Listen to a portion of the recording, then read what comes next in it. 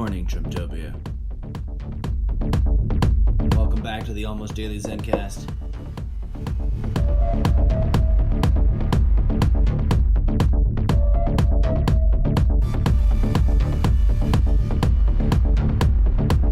The heart of the American people is aching. All of those at once.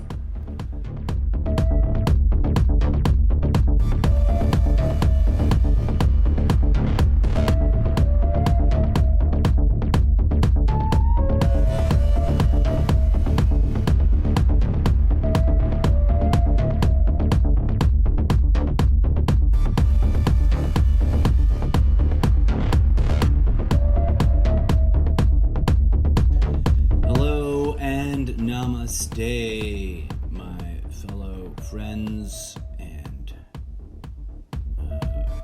cohabitators on this living fractal we call this place Earth.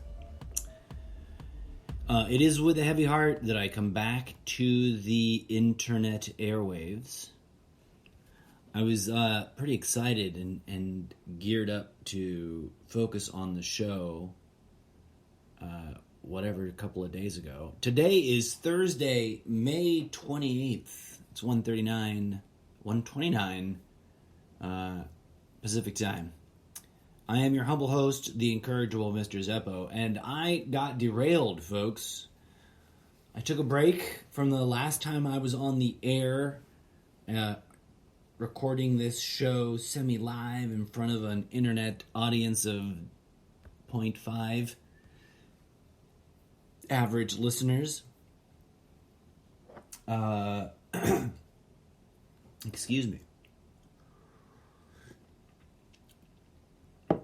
On that break that I took, I turned on the news and was confronted with the anguish and the pain of having to watch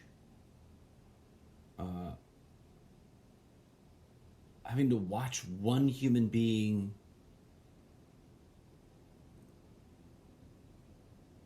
hold such hate in their heart that they were capable and willing and able to cause the death of another human being on tape.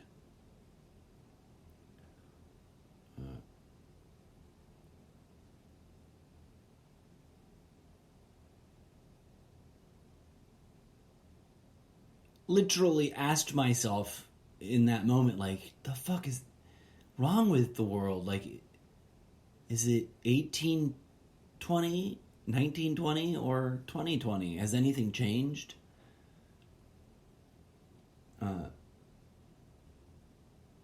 And so I ask, for the purposes of public discourse, I ask this question: how many more lives ended by those in the position of authority to serve and protect will it take for the American public at all levels and of all racial backgrounds to earnestly own up to and realize and take account for the fact that institutionalized hate, and mind you, I chose the word hate, not racism, institutionalized hate is not some gory mythical thing of the past that we use, to educate, humble, and protect the future, as represented in the, in the youth of our supposedly great nation, but rather alive and well and kicking and, cohabitating amongst us all. There is institutionalized hate.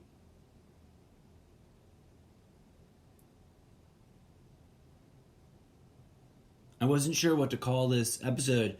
And then, in surfing through the media, I saw multiple instances of, protest footage. And my heart goes out to all those who are in such pain and such anguish and such remorse that they feel that going to the streets and shouting at those in power is the only thing they have left available to them. And my heart also goes out to those who take advantage of these moments and now chronically incite violence in whichever direction, right?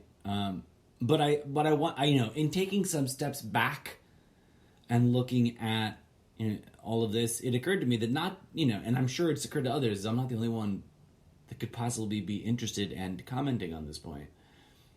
So if I sound like I'm copycatting anybody, I honestly don't believe myself to be, but this is sort of painfully obvious on the surface of what's going on. But not just a few weeks ago, there were armed to the teeth, armed, angry white men wearing masks and imposing their very menacing presence into state capitals, handled with kid gloves, responded to with sublime Buddha-like patience, and tolerated under the often narcissistic use of, because there are limits too, in my humble opinion. It's just difficult to agree on where those limits are to free speech, but supported under the waving of the banner of free speech. These protests, thank God, were awkward and frightening to all those who live in fear of anybody with a gun. Not self-identifying there. I don't really fear guns. I worry for the people that are obsessed with gun violence. If nothing else, for the simple fact that they are likely to die. Those who live by the gun are doomed to die by the gun, not because I decree it, but because it is law of death, right? I'm sure that it was pointed out much more wisely by a samurai in ancient Japan. Those who live by the sword will die by the sword. I worry about the fact that there are alarmists telling us that's the new normal that we're getting to, and then there are those of us who are like, what the fuck, new normal? That's what it's been like. And my nuanced position on it is one of wanting to transcend through healing. Right? I don't want to punish the bad guys.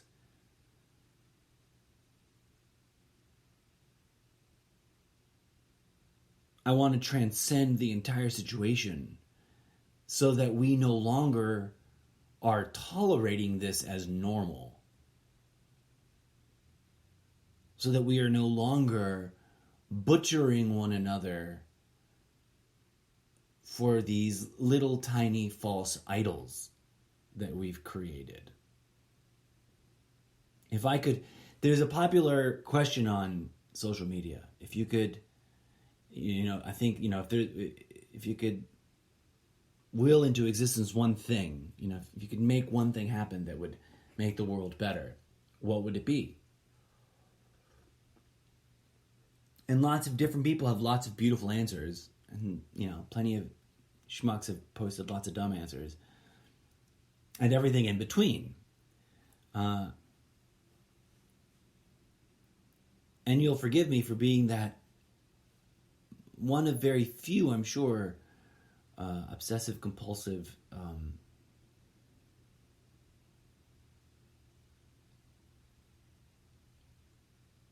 enthusiasts of asking the question, why aren't we all voting for truly transcendent, third eye opening, transformative healing and enlightenment as that thing instead of anything else?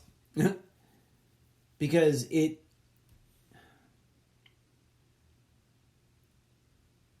it brings no end of pain and shame and frustration and the entire mix of emotions to me as an individual witnessing the world around me, that we still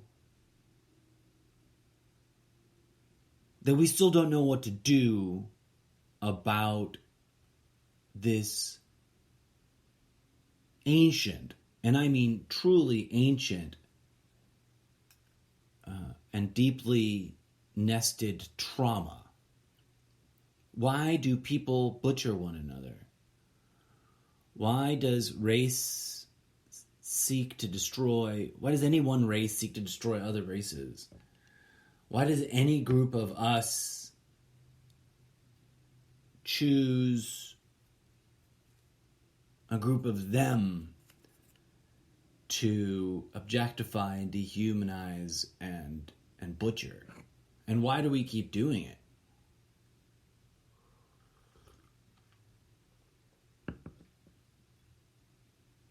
Why do we keep doing it and keep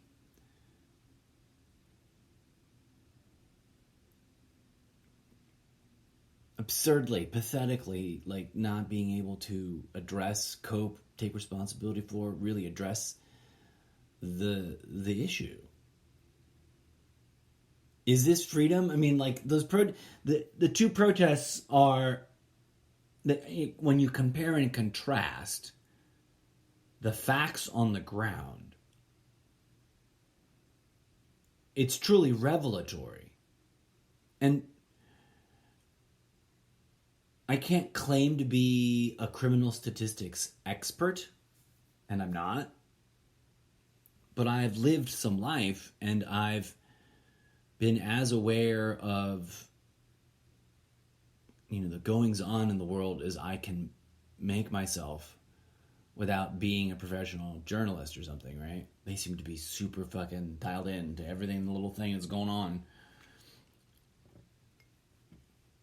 I can't pretend to be that. I'm just a dude with a podcast.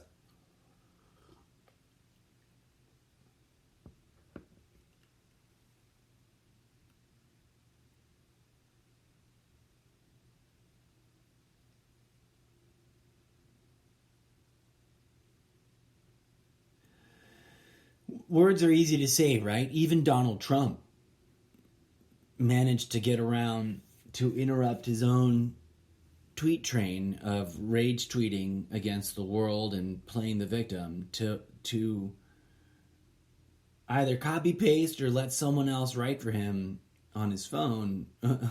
I hate to slander him so, but those words don't sound natural coming from him. He's deficient.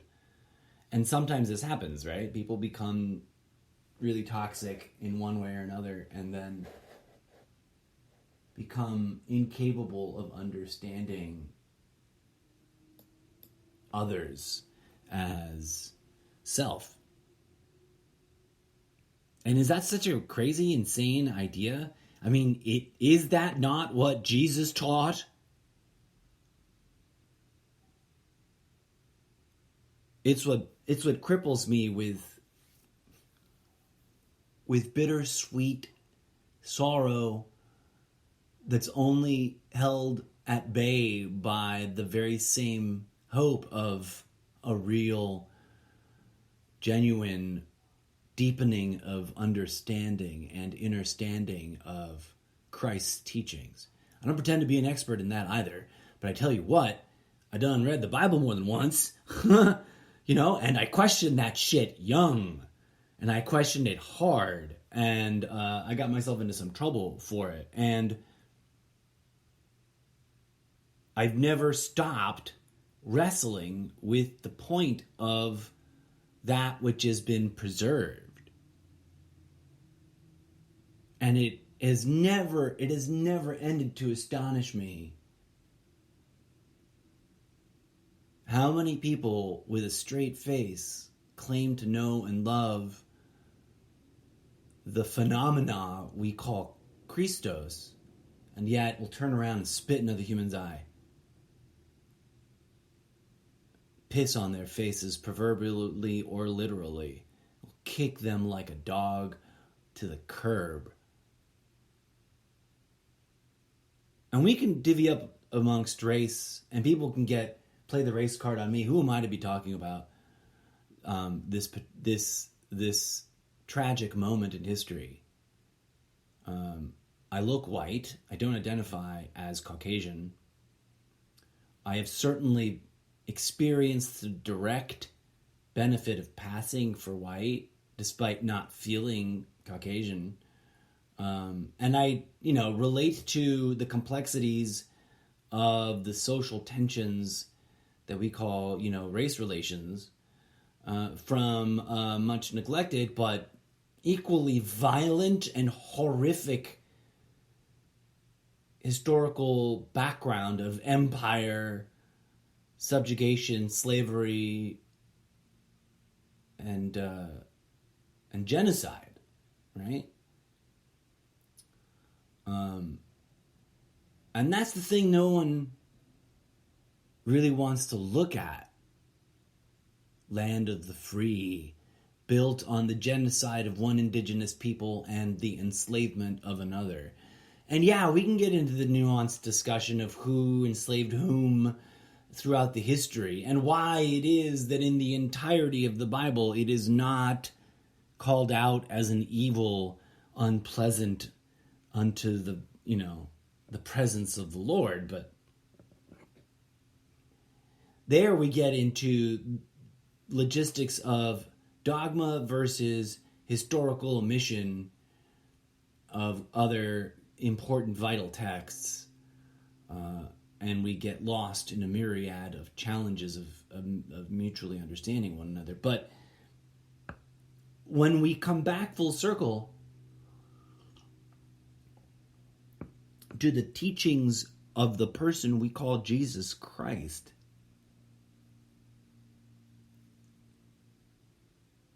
I'm fairly certain he would be very clear on the matter. That which you do unto the least of your brethren, you do unto me, he says. And he also says, find me in all others. Look under the face of those strangers and see my face. He also says somewhere in there about finding him within ourselves. And he also said, you can do everything that I can do. That's just in the basic text. Never mind getting into the realm of the unorthodox texts.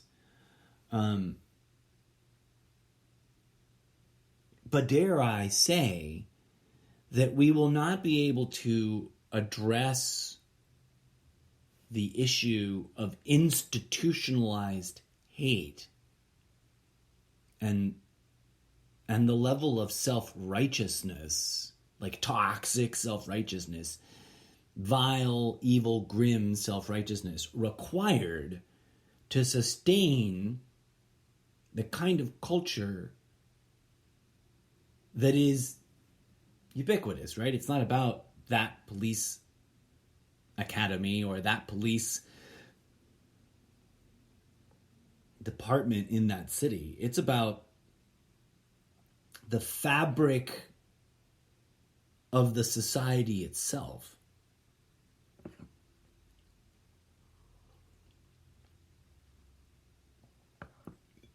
We live in a world where there is a church that places a gun in Christ's hand in terms of the way it orients its dogma, right? Here in this country, there is a church of gun. And I mean both literally and metaphorically. I mean literally there's a church, I forget what it's called, but we've seen the articles and the expose on whatever the fuck media platform. You all remember the picture of people in white with golden crowns or something, lots of shimmery fake gold about them, in white robes with military semi-automatic rifles.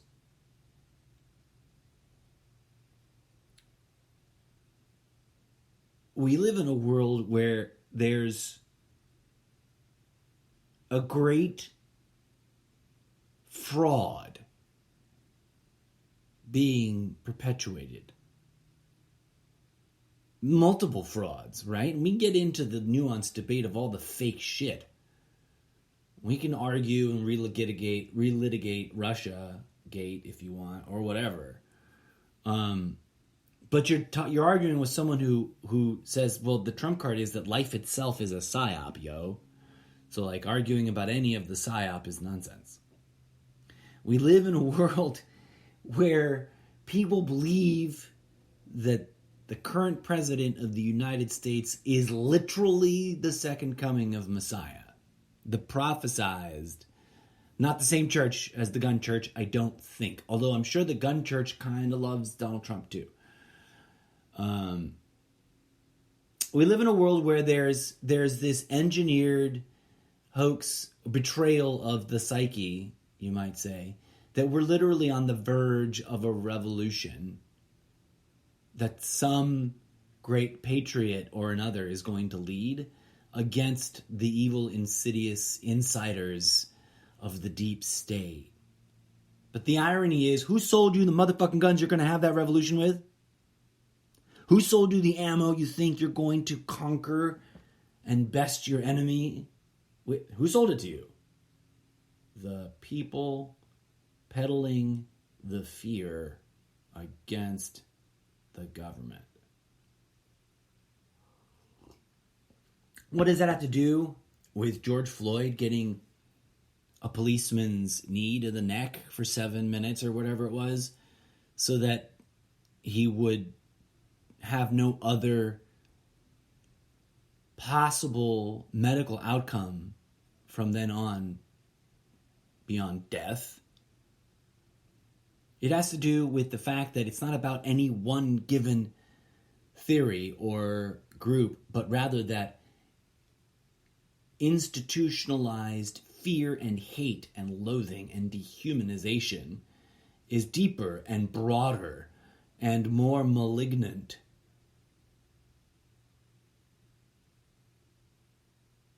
More metastasized,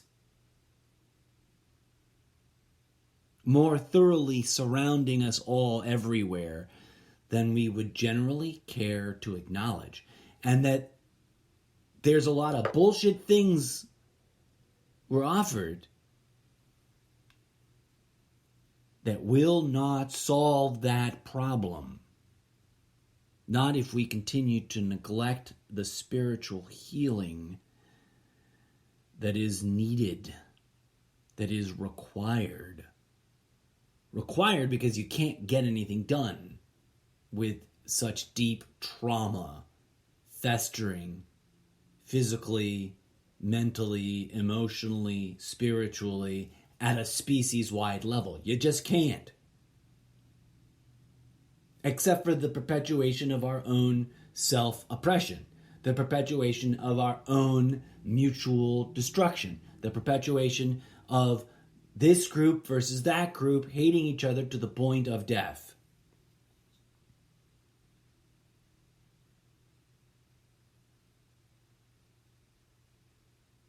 Yes, of course, we need justice for each individual unarmed and supposedly presumed innocent until proven guilty individual of whatever color that has been brutally oppressed and butchered under whosever regime at any time. We must confront that as a malady of the human soul, from which you are not separate, from which your enemy is not separate. Or else, what the fuck are we bullshitting about pretending to know what Jesus taught? Or any of the prophets?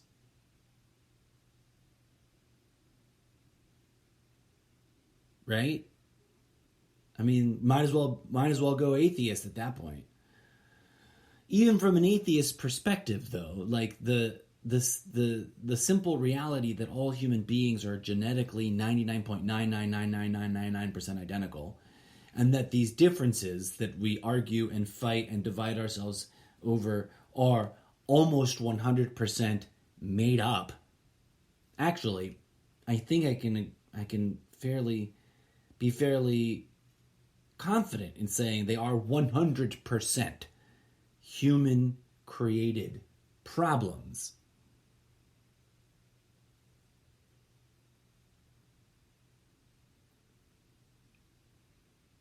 Hate will never drive out hate. And while it may be to some degree satisfying, like rioting and looting will not bring about justice. No offense. We must delve deeper than that. And it begins with everyone, regardless of creed or color, reuniting with their humanity. For what the fuck do you think it takes disconnecting from hard enough in order to be at such a level, to live in such a world? And that's all of us, not just the bad guys, not just the bad people that are fucked up in the head. They are but one jagged edge of the human iceberg.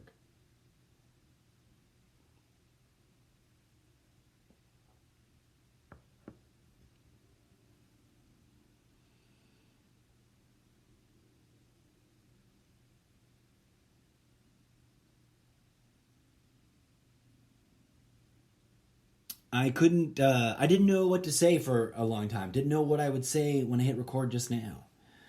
But I invite you to contemplate the differences that we see, right? It's obvious who the oppressor is. And it's obvious, to me at any rate, that there's something even deeper than that going on, or else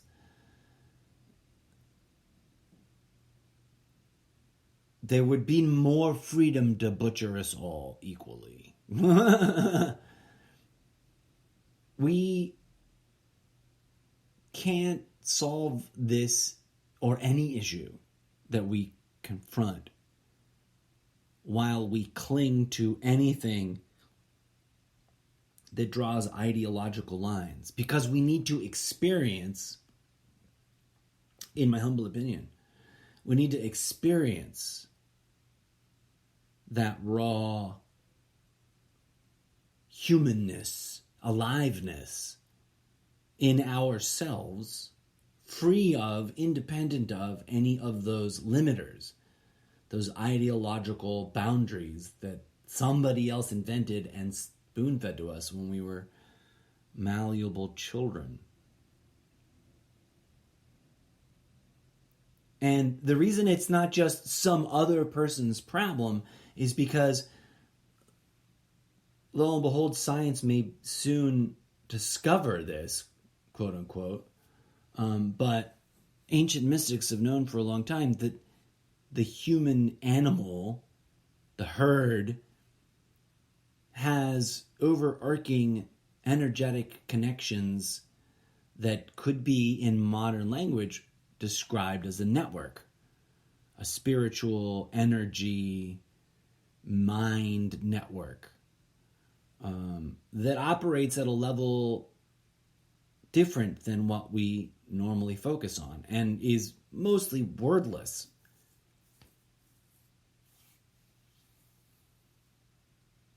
But it is more real than we've allowed ourselves to comprehend. And in these dark moments, in these painful, tragic, unjust, unfair, outrageous moments, if we root ourselves in that stillness, in that peace that is the true seat at the center of the human heart, the throne at the center of the of the life force, which Jesus points us towards, I think literally, in some of the art created. If you think about it, what's he doing? His chest laid bare and the image of his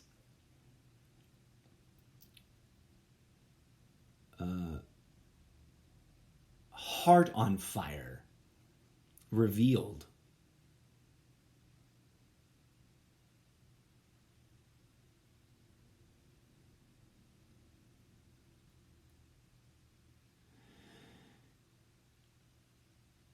Deep down, the silver lining is that this kind of tragedy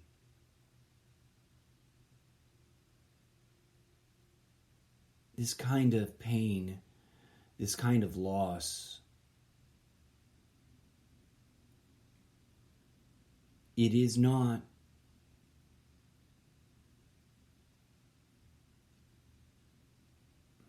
a waste. It is not lost in the world.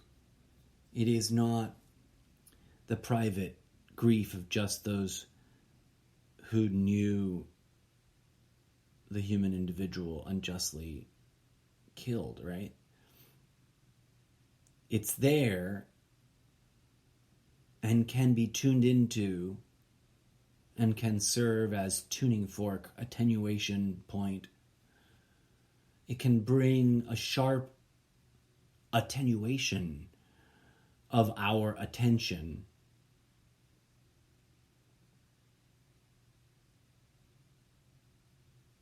And it can bring us to confront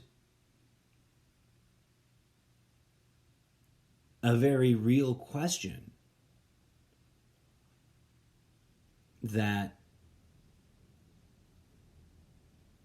needs to be addressed. And that's like, how little do we respect life itself, that any human being can be deemed unworthy enough that this is okay to anyone. And that's, to some people, deeply depressing, that there are those who would watch this video and be like, what? I'm not claiming that, right? But I am imagining that it is possible.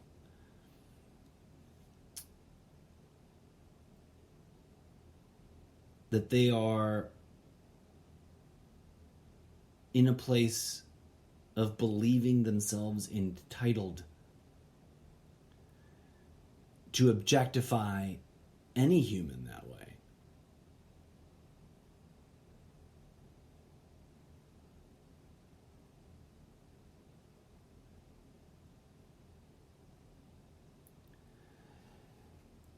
My heart goes out to the victims and the victims' families every time this happens. And during quarantine, it didn't stop happening. Let that be a wake-up call to anyone who consider themselves an allied individual, a supporter of, a friend of, a humanitarian that defends the rights and value of quote-unquote minorities.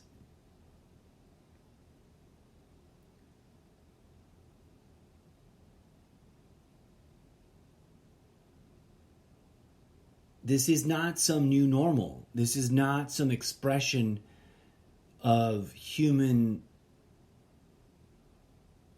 violence caused by the last 3 years worth of crazy.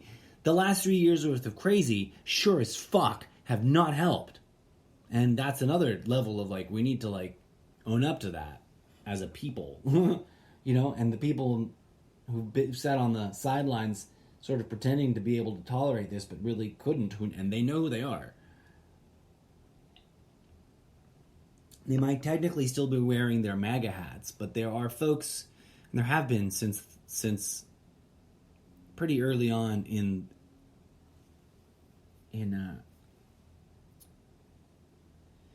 the the early days, the first 100 days or so of this particular attempt at establishing empire.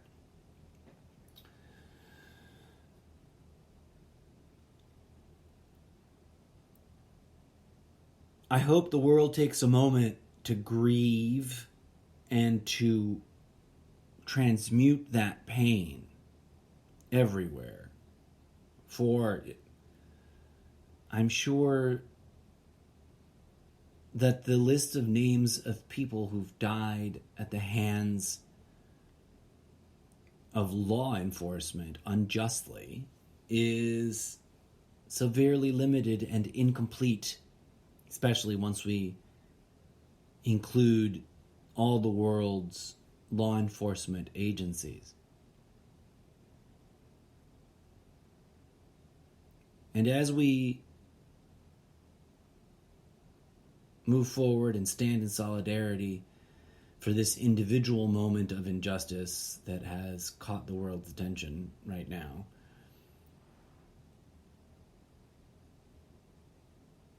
I humbly invite anyone and everyone listening along that believes in their power to manifest, believes in the reality of spiritual energies, and who self-identifies as a member of that kind of community, to make time and effort to transmit healing and help transmute some of this fresh pain. And that hopefully, as we move forward, we don't just add another name to the list, soon to be replaced by the newest name on the list, but that we as a community of communities, that we as a species that is 99% genetically identical to one another, and therefore has no real reason other than being an idiot as a collective to hate one another for the surface differences of that, that we categorize under the really imaginary label called race.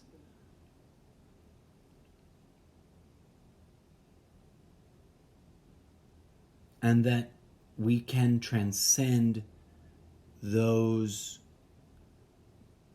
boundaries of ignorance by healing them, by transmuting them into a deeper understanding of one another, instead of just instigating another round or spiral of violence.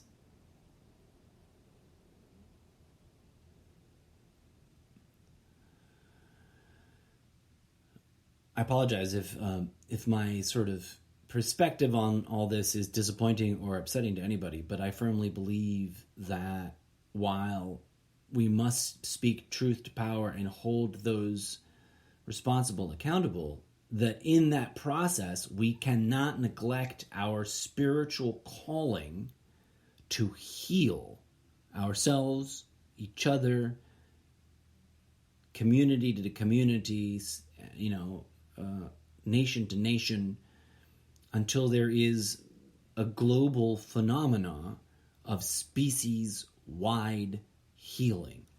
And that in that healing, all those that are villainous, evil, dastardly bad guys of whatever incident, of whatever time, whether it's this one or that one, that in that serious and very real process, that all the baddies get truly transformatively healed.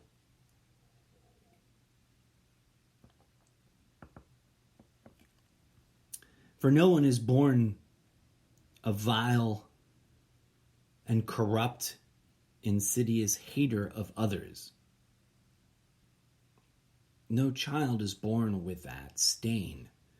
We do this to ourselves by perpetuating the proclivity towards profiteering on our own pain, our own suffering, our own self-annihilation and mutual destruction.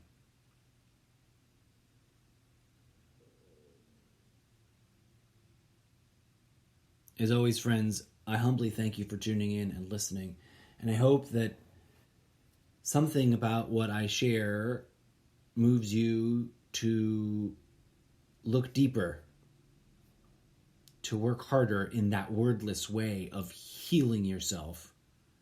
There is no real instruction.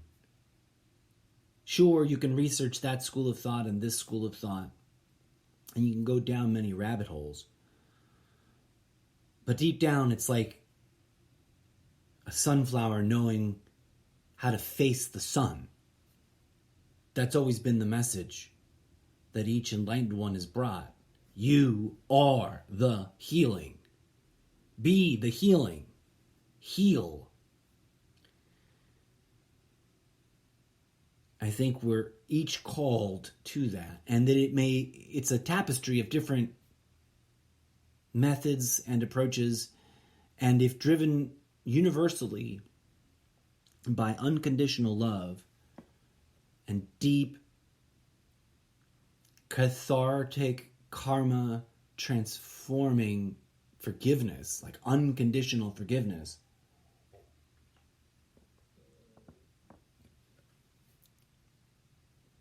in that process we will find the peace and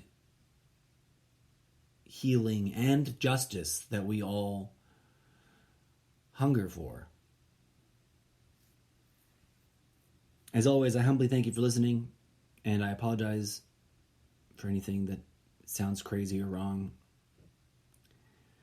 And I humbly invite you to tune in some more.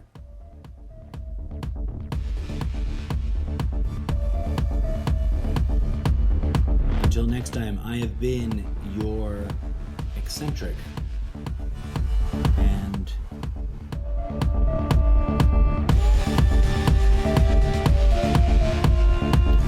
incorrigible host, Mr. Giuseppe.